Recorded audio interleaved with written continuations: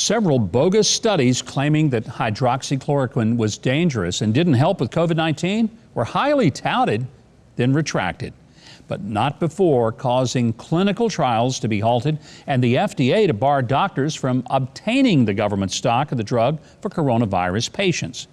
Now, a large-scale study by the Henry Ford Health System in Michigan found that the drug significantly reduced the death rate of hospitalized patients from 26 to 13%. Now, for the math challenged, that's cutting the death rate in half. A study spokesman said, "As doctors and scientists, we look to the data for insight. And the data here is clear that there was a benefit to using the drug as a treatment for sick, hospitalized patients.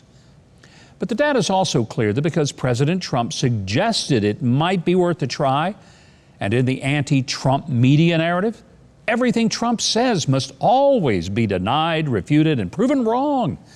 The media ballyhooed bogus studies and caused people to be afraid to take a drug that might have saved their lives, or even to be denied if they wanted to give it a shot. I'd call that deadly journalistic malpractice. And by the way, I'm not alone.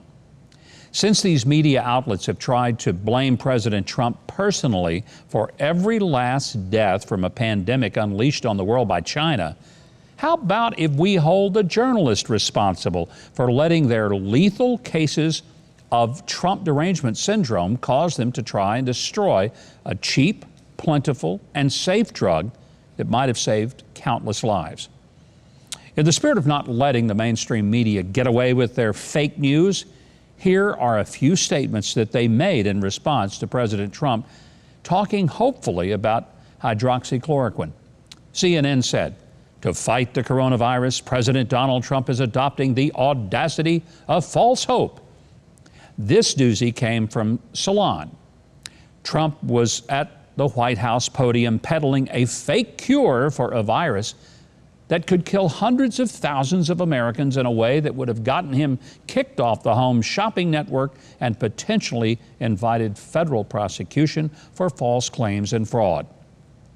And the USA Today editorial board wrote that President Trump was peddling snake oil and false hope. Since the media has been so willing to attribute false and fault for every coronavirus death to the president, I'd say it's only fair that they receive their share of the blame for the unnecessary deaths they caused with their fear-mongering over hydroxychloroquine. In other medical news, a warning to anyone playing poker with President Trump: never assume he's bluffing. On Tuesday, the president officially served notice to the United Nations and Congress that the U.S. will withdraw from the World Health Organization effective 1 year from today. Of course, that means he needs to be reelected, because if Biden gets in, the WHO will be only one of many international organizations in thrall to China that'll have more sway in the White House than American citizens do. Yes, this election really does matter. Well, President Trump's announcement drew the expected condemnations from Democrats, the media, and even some Republicans. The general thrust was, it's outrageous to withdraw from the World Health Organization during a worldwide pandemic. Well, going unspoken is the fact that if the WHO hadn't covered up for China and repeated its lies, there might not even be a worldwide pandemic. As the president pointed out, we give the WHO $450 million a year, while China gives it only $40 million. And yet, seemingly, they've got total control over it. Now, I mention the money because opponents will try to claim that withdrawing from the WHO means that President Trump is turning his back on World Health initiatives. No, it just means that the money that was going to the WHO can instead go to more effective, efficient, and honest health organizations. This is the same false argument presented whenever we talk about cutting funding to Planned Parenthood, and liberals scream that we're slashing women's health care. No, the money would instead go to real local medical clinics that actually provide women's health care, not to Planned Parenthood clinics that spend their money on abortion facilities rather than purchasing a single mammogram machine. Now that we've notified the UN that we're withdrawing from the WHO, let's next notify them that we're withdrawing from the UN. The day that we're free of those hacks can't come soon enough.